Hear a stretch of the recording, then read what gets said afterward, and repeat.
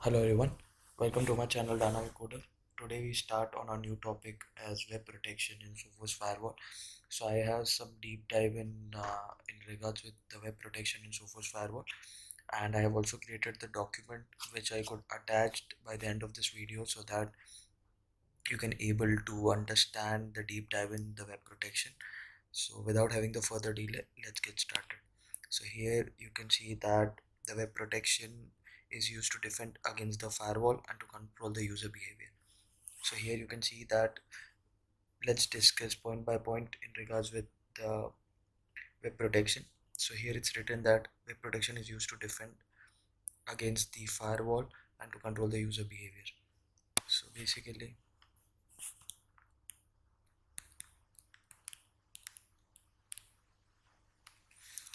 web protection helps us out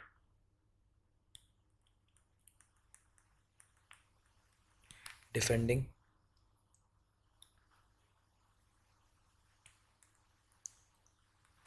against user behavior.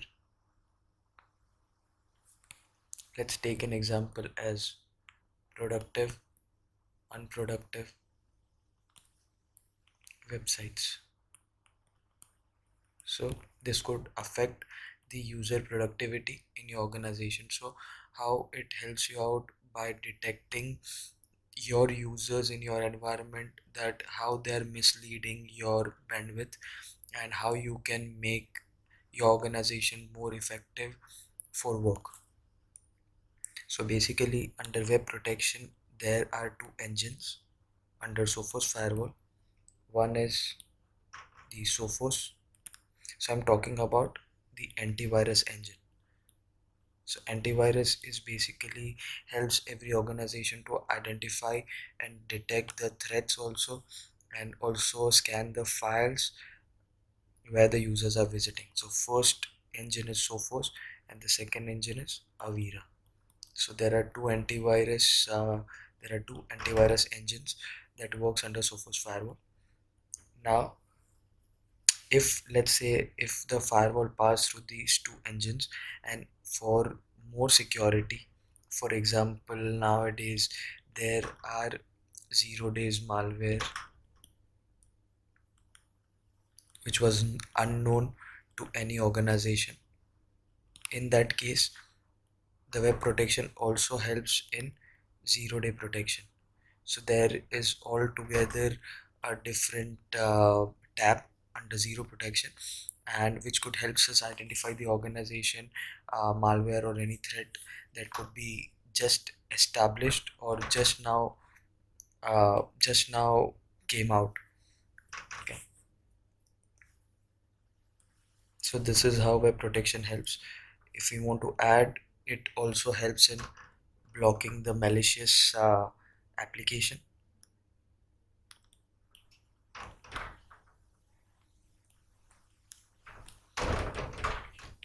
to to be downloaded in our organization. Okay, so web protection helps in multiple things. One is it will check the user behavior. The second thing is it already has the antivirus engine. It could identify that what downloads user did in your organization, and based on that it takes the action. If user itself is visiting any malicious website or any hacking website where the attacker used to create any malware or known threats, it could also be identified by the antivirus engine so that it could not be downloaded in your organization. The third thing is if they need more security in terms of 0 day access, where malware, trojan and viruses that are generated, so that could also be identified under 0 day protection. And it also helps in identifying the malicious application that the user will going to download. Okay, so that could also affect your organization by taking the control access, so that could also be blocked. So here this is how it's written in the same document. Now here you can see that the web protection, I took the screenshot that it scanned the malware with two antivirus engine. Then 0 day protection, as we discussed, that the 0 day protection will work with cloud based sandbox scanning. So here under Sophos lab, this is considered as cloud-based because under Sophos lab, when any unknown threats come to the organization, it goes to the Sophos lab. The Sophos lab takes the time and give the verdict that whether it is malicious to the organization, and if it's malicious, then it directly going to get blocked. Okay, so this is all about then scan the potentially unwanted application. Then what web protection controls? So it allow, warns, block and quote access to the web content. So whatever the harmful content to your organization, so we can add it as content filtering. Based on that, we get the all the so with the help of content filtering, we get the uh, we get the access to block the content filtering. Then we also enable the quotas for our guest network that couldn't allow the guest to enter to our environment, so which is not accessible to any of our environment resources. Okay, then you also can see here that the control content based on the category, file type, URLs and content. This is how we discussed already under web protection and surfing quotas that we discussed for the guest networks. Okay, now we discuss about DPI and web proxy. So this is we're going to have a complete different session on that, the DPI engine and web proxy.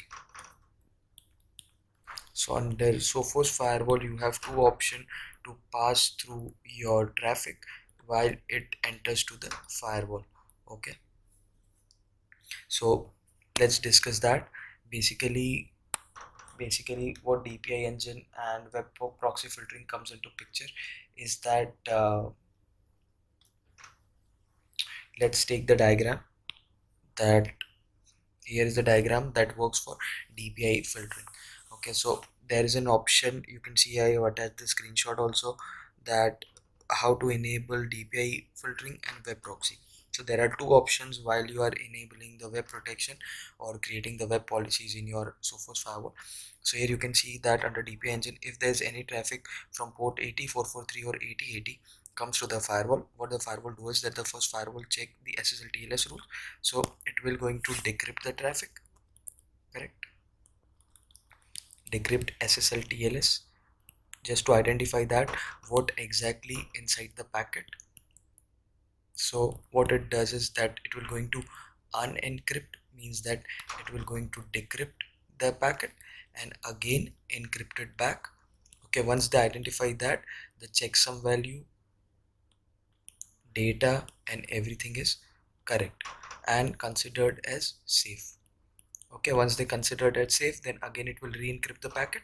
Okay, this is how the SSL TLS work. Then web policy, it check for the web policy that whether it has been allowed, this particular traffic policy is allowed by the firewall or not. Okay, so checking the policies. Okay, there's a second thing. Now the third thing under DPI engine is that it will check for content scan. So it check for the content, that basically if there's any content scanning, even any content scanning file or document that are attached where there are list of content or list of words, that if for example, let's take the example that if you are working in school or any organization where you have the children's below 18 and you want to attach the content filter to that, so it will also check the content scan. Then application control, it checks that whether this particular application is allowed or not. Okay, so this is all, you are already aware of that. And it check for IPS. So it check for IPS also, intrusion prevention system. So if there are certain applications that are already blocked or based on the web browser also, or anything, or FTP, or you can say anything. So if anything is blocked in terms of that, if not, then the packet will move forward. So you can see here that the packet are moving forward, and what it does is the firewall here under DPI engine is that once they identify that this particular SSL TLS packet is safe, it will directly move that traffic to the fast path. So here under DPI engine, if we follow the process using DPI engine, then it directly checks and enter to the fast path where the packet will flow very easily and the firewall performance will also going to be optimal. Okay. And again under IPS, as we see over here, that once they follow each of these steps and once they identify that the IPS has no policy that is affecting this particular packet, then again this packet is passed through the fast path, and this is how your packet reaches to the internet and comes back. Okay, you can see the web proxy also given over here. So here I have created a document that this diagram shows that the traffic is handled by DPI engine, correct, and proxy-less web filtering, because we are not using proxy, web proxy, that perform SLTLS decryption on port using port agnostic protocol. So let me discuss about port agnostic port agnostic control. That means that, for example, if there is YouTube that you are running on port 80, okay, but in my organization if I create a YouTube on 3347, if on that particular single different port, then the firewall will also going to check the traffic even if it is on different port. So it's not compulsory that only the well-known ports should be checked and identify if it is having any issue or not. Okay, so port agnostic means that if anything is there, the firewall will check everything based on the application details or application ID, not with the port numbers. Okay, so this is all about the port agnostic. Here the DPI engine allow the traffic to secure the traffic to the fast path that we already discussed. Now let's cover up the web proxy. So here you can see that if we enable web proxy, port 8440, the traffic will pass through. Web proxy will decrypt the HTTPS traffic, correct. It will also going to decrypt the traffic, as you can see over here that it decrypt the HTTPS by decrypted the secure layer. So it will decrypt HTTPS and again re-encrypt it once they identify that the packet is safe and secure. Okay, now the next thing here is it check for the web policy. It check for web policy. Okay, under web policy you can see over here that it checks whether the particular policy has been created for that particular packet or not. So this we are discussing for web proxy. Now you can see the next thing is content scan. It also is scan for content filtering, that whether those particular malicious content should be waived off and shouldn't be accessed to those websites. So this should also be blocked. And once after content scanning, what it does is that it check for the application control. So under application control, it will check that that particular application is allowed or blocked to access, correct. Once they identify that is allowed, then the packet is passed through. If not, then it is blocked. So you can see over here that under application control it reaches, then it checks for the IPS. So IPS, you are already aware that what IPS does is, now once the IPS and everything is done, it will not move forward for the fast path. So every packet under web proxy will follow this step. Even if the first packet is checked, it will not move to the fast path. It again checks all the packets using web proxy, and after IPS filtering it reaches to the internet. Okay, so this is how the difference between the web proxy and application and DPI.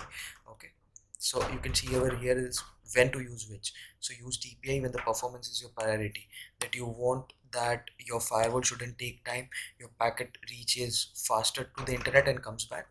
Okay, so for the optimal performance we use DPI. Then for general threat protection and application control, so if in your organization that you are looking for a basic threat protection, means you're not working for banks or anything. Okay, it is just the normal organization where you are protecting your users to not go to that particular malicious website that will going to affect your environment, okay, and applications. So correct. And also in the scenario where limited SSL inspection is needed. So limited SL TLS inspection means that there are websites that you should make that should be checked, means it should be decrypt and re-encrypt again. Okay, which should be limited, because if you set all of your traffic to be encrypted and decrypted back again, okay, which takes so much time, because it takes your CPU, memory, okay, to check, to inspect those packets. Okay, now web proxy, when to use web proxy, when you need detailed web filtering policy. So if you want the detailed web filtering policy, in that case we're going to use the web proxy. Then for the environment required user authentication and caching. So user authentication means that we required every user to authenticate while reaching to anywhere. So in that case we're going to use web proxy, and to enforce the strict web usage control for the compliances purpose. So for compliances, this is what I'm saying, that if you're using a bank or any financial institution where the priority is web filtering and user to authenticate, and you also have the compliance to take care of it. Okay, so in that case we are using web proxy. So this is very important discussion in terms of when to use web proxy and DPI engine, and how I also showed you the diagram that how packet flow under Sophos firewall. Okay, so I'll also going to attach the document, and please go through the document. And this is for today's, guys. Thank you so much and have a good evening.